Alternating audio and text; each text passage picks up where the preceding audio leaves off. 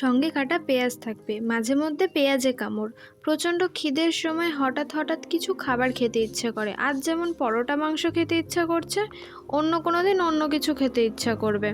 ফিরোজ সাহেব। জি। আপনার কি শরীর খারাপ নাকি? চেহারা কেমন যেন মলিন লাগছে। জি না, শরীর ভালো আছে। চা খান। চা খেতে খেতে গল্প করি। আপনার মনের শান্তির জন্যে বলে রাখি, আপনার ভাইয়ের ব্যাপারে আমি অনিতাকে বলেছিলাম। অনিতা আমাদের থিওসফিক্যাল সোসাইটির সদস্য, অত্যন্ত পাওয়ারফুল মিডিয়াম। সে আমাকে জানিয়েছে 1 সপ্তাহের মধ্যে পজিটিভ কিছু বলতে পারবে। আমি কি 1 সপ্তাহ পরে আসব? আসুন, আগামী বুধবারে আসুন, রাত 10টার পর আসুন। অসুবিধা হবে না তো? জি না, ওই রাতে আমাদের একটা সিয়েন্সও হবে। ইচ্ছে করলে অবজারভার হিসেবে থাকতে পারেন। সোসাইটির বাইরের কারোর থাকার অবশ্যই নিয়ম নেই, তবে আপনার ব্যাপারে আমি বলে টলে ব্যবস্থা করে রাখব। জি আচ্ছা। এখন শুনুন, আমার জীবনের একটা অদ্ভুত ঘটনা। 4 বছর আগের কথা, অক্টোবর মাস। তারিখটা হলো 9 তারিখ। সন্ধ্যাবেলা এক ভদ্রলোক এসে উপস্থিত হলেন। বছর 2 আগে তার একটা মেয়ে মারা গেছেন। কিছুদিন হলো রোজ মেয়েটাকে স্বপ্ন দেখছেন। মৃতা মেয়ের সঙ্গে যোগাযোগ করতে চান। আমরা কোনো ব্যবস্থা করে দিতে পারি কিনা। তিনি সঙ্গে করে মেয়ের কিছু ব্যবহারী জিনিসপত্র নিয়ে এসেছেন। মেয়ের ছবি এনেছেন, তার হাতে লেখা ডায়েরি এনেছেন। আমি বললাম রেখে যান, দেখি কিছু করা যায় কিনা। মৃত মানুষের আত্মাকে চক্রে আহ্বান করা কঠিন কিছু না, তবে অল্প বয়সে মারা গেলে সমস্যা হয়। প্ল্যানচেটে বা চক্রে শিশুদের আহ্বান করার নিয়ম নেই। আহ্বান করলেও তারা আসে না। ফিরোজ জড়ানো গলায় বলল, ও। ঘুমে তার চোখ জড়িয়ে আসছে। মনে হচ্ছে যে কোনো মুহূর্তে সোফায় সে এলিয়ে পড়বে এবং তার নাক ডাকতে শুরু করবে। ভদ্রলোক একটা ভয়ঙ্কর গল্প ফেঁদেছেন। এর মধ্যে নাক ডাকানো ভয়াবহ ব্যাপার হবে।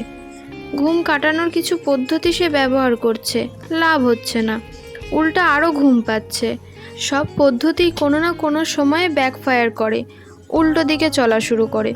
তার বেলায় এখন তাই হচ্ছে। ভয়ঙ্কর কোনো ঘটনার কথা ভাবলে ঘুম কেটে যায়। সে ভাবছে বাসায় পৌঁছেই দেখবে তার মা আকলিমা বেগম আঁকাবাঁকা অক্ষরে একটা চিঠি পাঠিয়েছেন। চিঠির প্রতিটি সংবাদই দুঃসংবাদ। বাবা ফিরোজ, তুমি জমি বিক্রি করিয়া টাকা পাঠাইতে বলিয়াছ। আমি যথাসাধ্য চেষ্টা করিতেছি। লোকজনের হাতে এখন টাকা নাই, জমি কিনিবার ব্যাপারে কাহারও আগ্রহ নাই। তুমি মহা বিপদে পড়িয়াছ, ইহা আমি জানি, কিন্তু কি করিব, আমি নিরুপায়। ফিরোজ সাহেব। জি স্যার।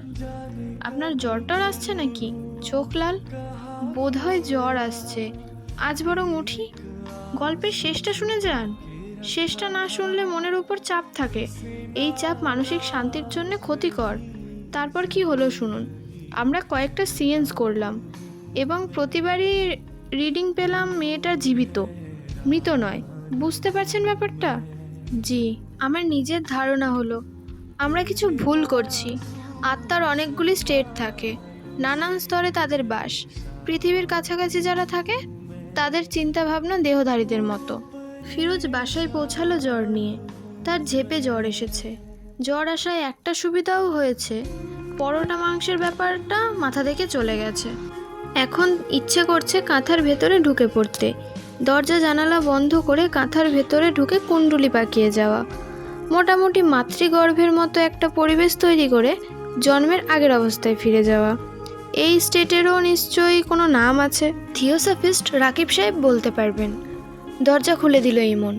সে দরজা খোলা শিখেছে, চেয়ারের উপর দাঁড়িয়ে সিটকিনি খুলতে পারে এবং এই কাজটা খুব আগ্রহের সঙ্গে করে। ফিরোজ বলল, খবর কী রে? ইমন বলল, মা তোমাকে ডাকে।